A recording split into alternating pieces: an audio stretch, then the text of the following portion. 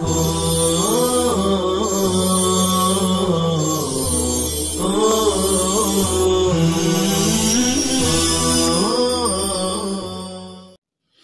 اللہ الرحمن الرحیم الحمد للہ کفا وسلام علی عبادہ الذین اصطفى اما بعد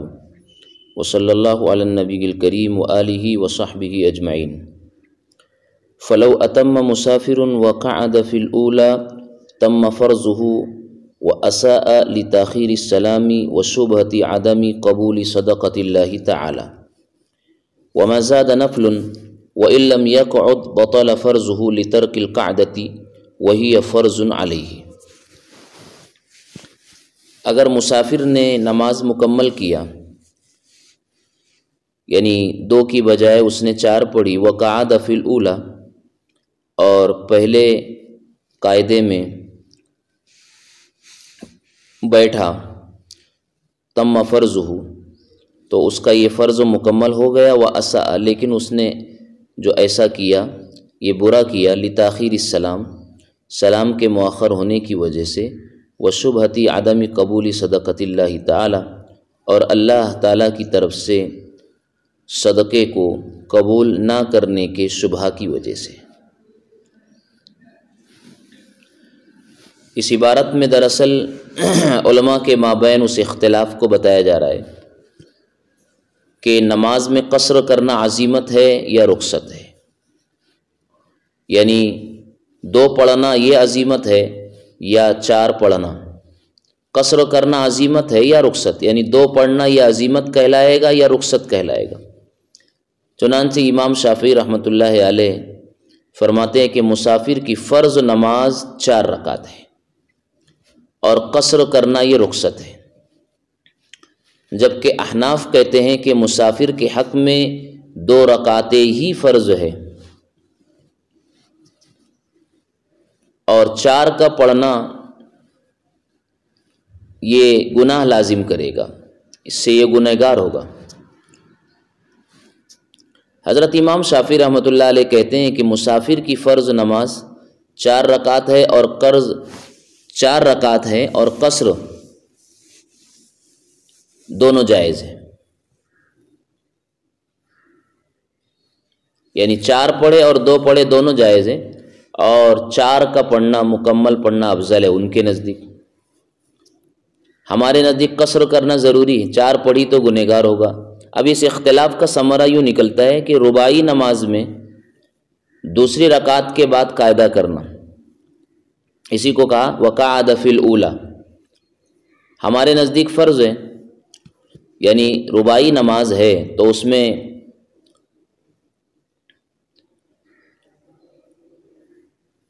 دوسری رکعت کے بعد قاعدہ کرنا ہمارے نزدیک چونکہ فرض ہوگا، اس لیے کہ مسافر کے حق میں 2 ہی رکعت ضروری ہے، تو وہ قاعدہ اس کے حق میں قاعدہ اخیرہ ہے۔ اب اگر اس نے 4 رکعت پڑھی تو گنہگار ہوگا۔ اب اس نے اگر بلا ارادہ تیسری رکعت کی طرف قاعدہ کیے بغیر اٹھ گیا تو اس کی نماز باطل ہوگی۔ اور قصر کو رخصت کہنے والوں کی دلیل قرآن کریم کی آیت سے ان کا استدلال ہے، وَإِذَا ضَرَبْتُمْ فِي الْأَرْضِ فَلَيْسَ عَلَيْكُمْ جُنَاحٌ أَن تَقْصُرُوا مِنَ الصَّلَاةِ۔ اس آیت میں قصر کی وضاحت کرتے ہوئے لا جناح کا لفظ استعمال کیا گیا ہے، لا جناح علیکم، جب تم سفر کرو تو تم پر کوئی حرج نہیں ہے کہ تم نماز میں قصر کرو۔ لا جناح کی تعبیر سے پتہ چلتا ہے کہ یہ قصر مباح ہے، واجب نہیں ہے۔ ہماری دلیل اس سلسلے میں حضرت عائشہ رضی اللہ تعالی عنہا کی روایت ہے کہ نماز 2 رکعتیں فرض ہوئی، فریضت الصلاۃ رکعتین، سفر میں یہ برقرار رہی،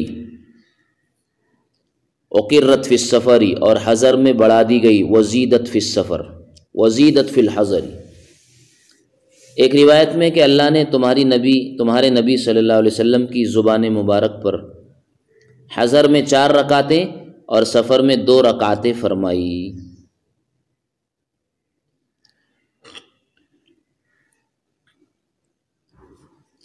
یہ روایات سب بتا رہی ہے کہ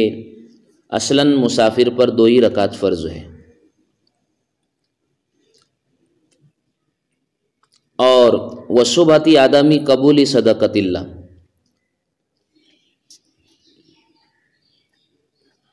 ایک روایت کی طرف اشارہ ہے امام مسلم اور اصحاب سنن کے نزدیک۔ اس روایت میں حدیث یعلا رضی اللہ عنہ کی طرف اشارہ ہے۔ وہ فرماتے ہیں کہ میں نے نماز میں قصر کرنے والی، قصر کا حکم دینے والی آیت پر پڑھ کر سنا، دریافت کیا کہ قصر کا حکم جو دیا گیا ہے ان خفتم ان یفتنکم الذین کفروا کے ساتھ ہے، یعنی اگر تمہیں کفار کا خوف ہو تب قصر کرو، تو اب تو امن و امان کا وقت ہے، لہٰذا اب کیوں قصر کی جائے۔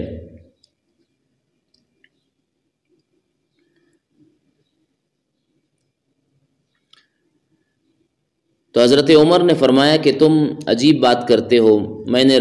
رسول اللہ صلی اللہ علیہ وسلم سے دریافت کیا تو آپ نے فرمایا کہ یہ صدقہ ہے، ھذہ صدقۃ، اللہ نے تم پر یہ صدقہ کیا ہے، تصدق اللہ علیکم فاقبلوا صدقتہ، اس لیے اس کا صدقہ قبول کرو۔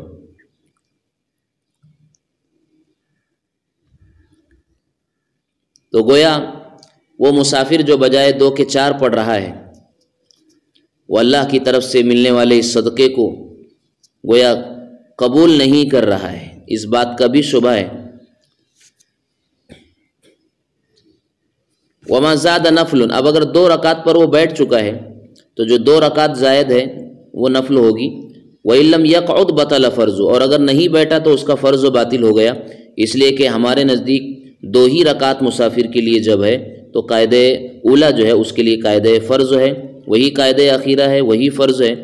اور فرض کے ترک سے نماز نہیں ہوگی۔ لِتَرْكِ الْقَعْدَةِ وَهِيَ فَرْضٌ عَلَيْهِ مسافر امہ مقیم یتم فی الوقت وبعدہ لا یؤمہ، کوئی مسافر کسی مقیم امام کے پیچھے اقتدا کرے تو امام کی اتباع میں مسافر بھی نماز پوری پڑھے گا اتباع کی وجہ سے، خواہ امام پہلے سے مقیم ہے یا نماز کے درمیان اس نے اقامت کی نیت کی ہو، اور چاہے مسافر کو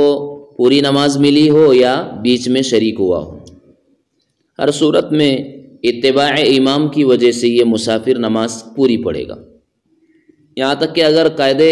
آخری قاعدے میں جا کر شریک ہو جائے تو بھی امام کی اتباع کی وجہ سے نماز 4 ہی رکعت پڑھے گا۔ لیکن ایک شرط لگائی فی الوقت،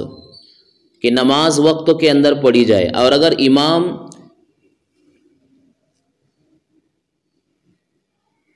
اور مقتدی دونوں سے نماز فوت ہو جائے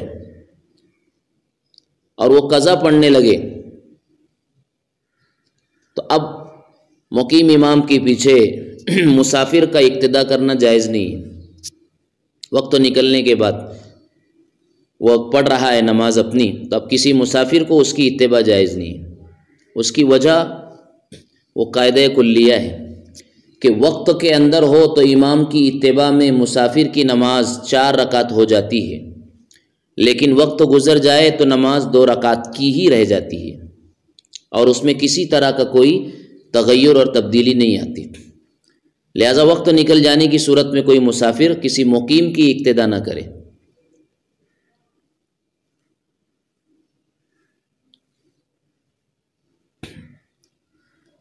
اسی کو کہا وَبَعْدَهُ لَا يَؤُمَّهُ، اور وقت نکلنے کے بعد وہ اس کی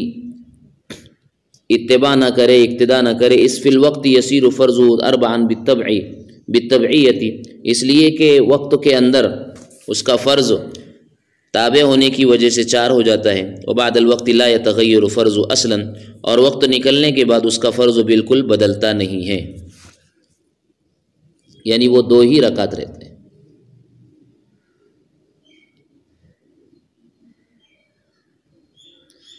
اس صورت میں اگر وہ اتباع کرے گا وقت نکلنے کے بعد اور جیسا کہ قاعدہ بتایا کہ وقت نکلنے کے بعد مسافر کی نماز میں تغیر نہیں آتا، وہ 2 ہی رہتی ہے۔ اس صورت میں مقیم کے پیچھے اگر اقتدا کرے تو اب خرابی یہ لازم آئے گی کہ امام کا قاعدہ اولا امام کے لیے تو نفل ہے، اس لیے کہ وہ 4 رکعت پڑھ رہا ہے، قاعدہ اولا اس کے لیے نفل ہے اور مسافر کے لیے فرض ہو، اس لیے کہ اسے 2 ہی پڑھنی ہے، لہٰذا نفل پڑھنے والے کے پیچھے فرض پڑھنے والی کی طرح معاملہ ہوا یہ، لہٰذا یہ اقتدا جائز نہیں ہے۔ وفی عکسہ ای فی امامت المسافر المقیمہ، اور اس کے برعکس صورت میں، یعنی مقیم کی امامت مسافر کے کرنے میں، مسافر قصر کرے اور مقیم پورا کرے، اور استحباباً مسافر یوں کہے گا کہ تم لوگ اپنی اپنی نماز پوری کر لو اس لیے کہ میں مسافر ہوں، اتموا صلاتکم فإنی مسافر، اور ایسا کہنا اس کے لیے مستحب ہے۔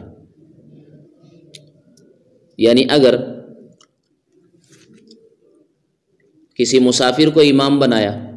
اور اس کی اقتدا کرنے والے مقیم لوگ ہیں، جبکہ اس طرح کسی وجہ سے کیا گیا ہو، یعنی مسافر کو امام بنایا گیا کہ بھئی مسافر ذی وجاہت اہل علم اور اہل تقوی میں سے ہے اور اس کے پیچھے نماز پڑھنے کو سب نے ترجیح دی ہو، یا ہے کہ اس سے بہتر نماز کی امامت کرنے والا کوئی موجود نہ ہو مسافر کے علاوہ، بہر صورت کسی بنیاد اور وجہ سے جب مسافر کو امام بنا دیا گیا مقتدیوں کا، تو وہ 2 رکعت پر چونکہ اسے سلام پھیرنا ہے اپنا، تو وہ پہلے ہی مسافروں سے یہ بات کہے گا یا سلام پھیرنے کے بعد کہے گا کہ تم اپنی نماز پوری کرو، میں تو مسافر ہوں۔ رسول اللہ صلی اللہ علیہ وسلم نے یہی بات مکہ میں جب آپ تشریف لے گئے تو آپ مسافر تھے، اور آپ نے جہاں نماز پڑھائی تو آپ نے یہی کہا کہ اتموا صلاتکم فإنا قوم سفر، کہ تم لوگ اپنی نماز پوری کریں گے کیونکہ ہم تو مسافر لوگ ہیں۔ اتموا صلاتکم فإنی مسافر۔ وَيُبْطِلُ الْوَطَنَ الْأَصْلِيَّ مِثْلُهُ لَا السَّفَرُ وَوَطَنَ الْإِقَامَةِ مِثْلُهُ وَالسَّفَرُ وَالْأَصْلِيُّ۔ الوطن الاصلی هو المسکن ووطن الاقامتی هو موضع نوى ان يستقر فيه 15 يوما او اکثر من غیر ان يتخذه مسکنا۔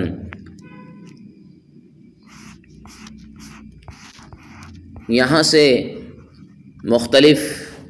جو انسان کے وطن ہوتے ہیں ان کی تعریف اور ان پر مرتب ہونے والے احکامات کے مسائل، احکام اور مسائل بیان فرما رہے ہیں۔ چنانچہ بنیادی طور پر اوطان 3 طریقے کے ہوتے ہیں، 3 قسموں کے ہوتے ہیں۔ نمبر 1 وطن اصلی، نمبر 2 وطن اقامت، نمبر 3 وطن سفر۔ وطن اصلی وہ ہے جہاں انسان پیدا ہوا ہو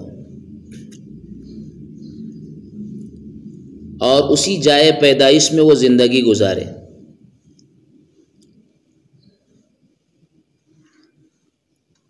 یا یہ کہ کوئی دوسری جگہ جہاں زندگی گزارنے کی غرض سے مستقل طور پر رہنے کا ارادہ کر لیا ہو، اگرچہ وہاں پیدا تو نہیں ہوا لیکن اس جگہ کو ہمیشہ رہائش کے لیے اور زندگی کے گزارے کے لیے متعین کر لیا ہو، رہ پڑا ہو،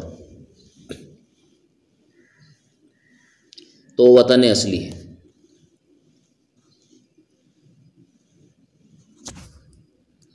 جہاں سے کوچ کرنے کا ارادہ ہی نہیں ہے۔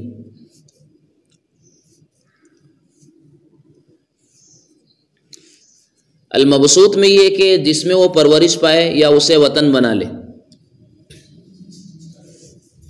یا اسی میں اہل و عیال کو رکھے، جس کے لیے استعمال کیے گئے الفاظ توطن فیہ، جسے وطن بنایا، اس میں رہائش کرنا بھی آ جاتا ہے۔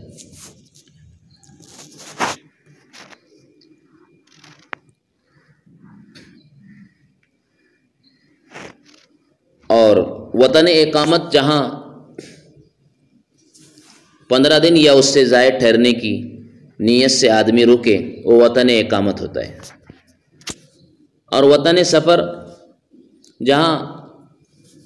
15 دن سے کم وقت ٹھہرنے کی نیت سے رکے، 1 دن 2 دن 4 8 دن کے لیے رکے، 15 دن سے زائد کی وہاں رکنے کی کوئی نیت نہیں ہے، 15 دن سے کم ٹھہرنا ہے، پھر آگے بڑھنا ہے یا واپس آنا ہے، اسے وطن سفر کہتے ہیں۔ اب آگے احکام بتا رہے ہیں کہ وَيُبْطِلُ الْوَطَنَ الْأَصْلِيَّ مِثْلُهُ، وطن اصلی سے باطل ہوتا ہے، وطن اصلی کو اسی کے برابر یعنی وطن اصلی باطل کرتا ہے۔ لَلسَّفَرُ، وطن سفر وطن اصلی کو باطل نہیں کرتا۔ وَوَطَنَ الْإِقَامَةِ مِثْلُهُ وَالسَّفَرُ وَالْأَصْلِيُّ، اور وطن اقامت کو باطل کر دیتا ہے وطن اقامت، مثلہ سے مراد اسی کے برابر یعنی وطن اقامت، اور وطن سفر اور وطن اصلی۔ گویا وطن اقامت صرف وطن اصلی سے باطل ہوتا، وطن اصلی سے باطل ہوتا ہے، جبکہ وطن اقامت سے، وطن سفر سے اور وطن اصلی تینوں سے باطل ہو جاتا ہے۔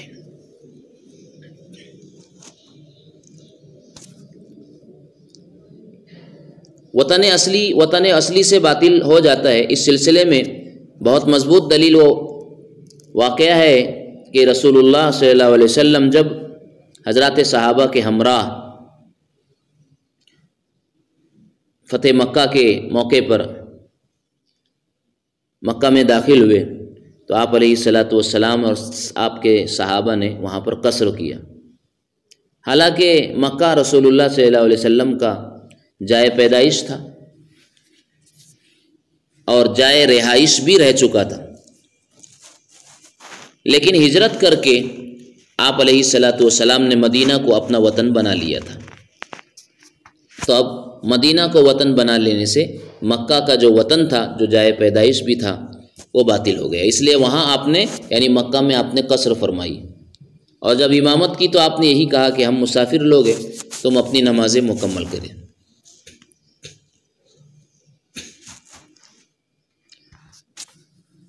اور وطن اقامت سے باطل ہو جاتا ہے، یعنی ایک جگہ 15 دن ٹھہرنے کی نیت کیا کسی نے،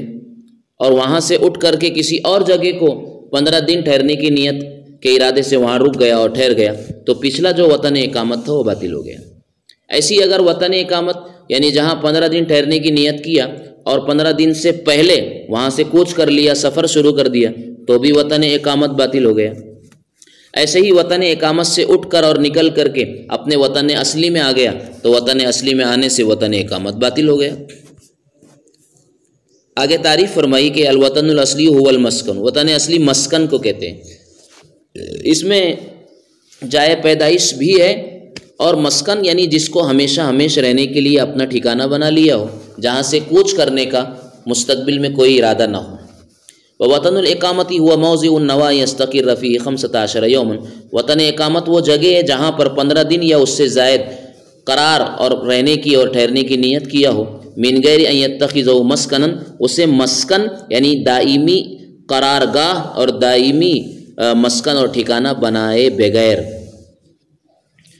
فإذا كان للإنسان وطن اصلی، چنانچہ کسی آدمی کا، کسی انسان کا ایک وطن اصلی ہے، ثم اتخذ موضعا آخر وطنا اصلیا، پھر دوسرے مقام اور جگہ کو وطن اصلی بنا لیا، سواء كان بينهما مدة السفر او لم يكن، چاہے دونوں کے درمیان مدت سفر کا فاصلہ ہو کیا نہ ہو، لم يكن يبطل الوطن الاصلی الاول، يبطل الوطن الاصلی الاول، تو یہ وطن اصلی پہلے وطن کو باطل کر دے گا، جیسا کہ ابھی دلائل سے بات کر دی گئی۔ حتی لو دخلہ لا یصیر مقیم الا بنیت الاقامت، یہاں تک کہ اگر پہلے وطن اصلی میں داخل ہوگا تو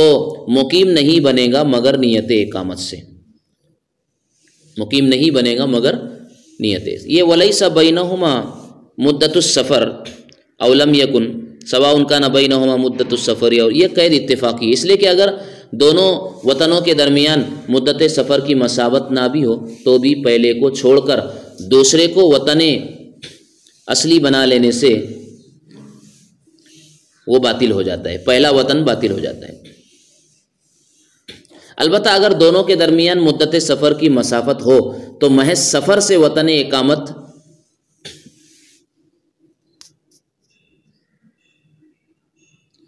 باطل ہو جائے گا، خواہ کسی دوسرے موضع کو وطن اقامت بنایا یا نہیں بنایا۔ اسی طرح اگر وطن اصلی کی طرف لوٹا تو بھی وطن اقامت باطل ہو جائے گا۔ بہرحال بات تو وطن اصلی کی چل رہی ہے، اس میں کوئی فرق نہیں پڑے گا، دوسری جگہ کو وطن اصلی بنا لینے سے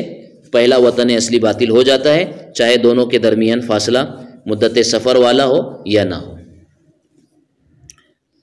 لیکن لا یبطل الوطن الاصلی بالسفر، لیکن وطن اصلی سفر سے باطل نہیں ہوتا ہے۔ آدمی کتنی بھی مرتبہ اپنے وطن سے نکل کر سفر کرے، وطن اصلی کی حیثیت اپنی جگہ برقرار رہتی ہے۔ حتی لو قدم المسافر الوطن الاصلی، یہاں تک کہ اگر مسافر وطن اصلی آ گیا، یسیر مقیما بمجرد الدخول، محض داخل ہوتے ہی وہ مقیم بن جاتا ہے۔ واما وطن الاقامت فانه یبطل بوطن الاقامت، اب رہی بات وطن اقامت کی تو وطن اقامت سے باطل ہو جاتا ہے۔ فانه اذا كان له وطن الاقامہ، اس لیے کہ اگر اس کا کوئی ایک وطن اقامت تھا، ثم اتخذ موضعا آخر، پھر دوسری جگہ کو وطن اقامت بنایا، ثم اتخذ موضعا آخر وطن الاقامہ وليس بينهما مدة سفر، اور دونوں کے درمیان مدت سفر کا فاصلہ نہیں ہے، لم يبق الموضع الاول وطن الاقامت، تو پہلی جگہ وطن اقامت باقی نہ رہے گی۔ حتی لو دخل لا يصير مقيما الا بالنیت، یہاں تک کہ اگر داخل ہوں گا تو بغیر نیت کے وہ مقیم نہیں بنے گا۔ وقضا ان سافر عنہ، اسی طرح اگر اس نے اس سے کوچ کر لیا، یہ قید اتفاقی ہے، یہاں پر یہاں کے لیے یہ بات ہے، اوپر کے لیے نہیں، کہ اگر دونوں کے درمیان مدت سفر کی مساوت نہ بھی ہو تو پہلے کو چھوڑ کر دوسری جگہ کو اگر وطن اقامت بنایا ہے تو پہلا باطل ہو جاتا ہے، اور اگر دونوں کے درمیان مدت سفر کی مسافت ہو تو محض سفر سے وطن اقامت باطل ہو جاتا ہے، خواہ کسی دوسرے موضع اور جگہ کو وطن اقامت بنایا ہے یا نہیں بنایا ہے، سفر سے وطن اقامت باطل ہو جاتا ہے۔ اسی طرح اگر وطن اصلی کی طرف لوٹا تو بھی وطن اقامت باطل ہو جاتا ہے۔ جب وطن اقامت باطل ہو گیا تو پھر پہلے وطن اقامت کی طرف لوٹے تو اقامت کی نیت کے بغیر وہ مسافر نہیں بنے گا۔ وقضا ان انتقل الى وطنه الاصلی، اسی طرح وطن اقامت باطل ہو جائے گا وطن اصلی کی طرف لوٹنے کی وجہ سے۔ والسفر وضده لا يغيران الفائتة، اذا قضى فائتة السفر في الحضر يقصر وان قضى فائتة الحضر في السفر يتم۔ کہتے ہیں کہ اگر سفر میں کوئی نماز فوت ہوئی اور اس کو حضر میں اگر یعنی نیت اقامت کے بعد اگر اس کی قضا کرنا چاہ رہا ہے تو سفر کی چھوٹی ہوئی جو رکعتیں ہیں وہ 2 ہی رکعت پڑھے گا۔ اسی طرح اگر حالت اقامت حضر کی حالت میں اگر نماز فوت ہوئی ہے، قضا ہوئی ہے، اور سفر میں اسے وقتوں میں گنجائش ملی اور اس کی قضا کرنا چاہ رہا ہے تو جیسے حضر میں چھوٹی ہے پوری 4 رکعت ہی اسے حالت سفر میں قضا کرنی پڑے گی، یعنی شروع سے اس کے ذمے جتنی رکعتیں فرض ہوئی ہے اتنی ہی رکعتوں کی اس کے ذمے قضا آئے گی۔ لہٰذا سفر کی 2 رکعت حضر میں 2 ہی پڑھی جائے گی قضا کے طور پر، اور حضر میں چھوٹی ہوئی 4 رکعتیں سفر کی حالت میں ان کو 4 ہی قضا کیا جائے گا، جیسی ادا ویسی قضا۔ لہذا اسی کو کہا سفر اور اس کی ضد، یعنی سفر اور اس کی ضد یعنی حضر اقامت کی حالت، یہ دونوں فائتہ کو بدلتے نہیں ہیں، فائتہ جیسی چھوٹی ہے اسی حالت میں اس کی ویسی ہی اس کی قضا کی جائے گی۔ اذا قضا فائتۃ السفر فی الحضر، یعنی سفر کی چھوٹی ہوئی نماز کی جب قضا کریں گا حضر میں، یکسر تو 2 ہی پڑے گا، وان قضا فائتۃ الحضر فی السفر، اور اگر حضر کی چھوٹی ہوئی کہ اگر وہ قضا سفر میں کرنا چاہ رہا ہے تو یتم، وہ پوری رکعتیں پڑھے گا، جیسی ادا اس کے ذمے ہے ویسی ہی قضا اس کے ذمے آئے گی۔ اللہ تعالی ہمیں سفر و حضر میں نمازوں کا اہتمام عطا فرمائے، وما توفیقی الا باللہ۔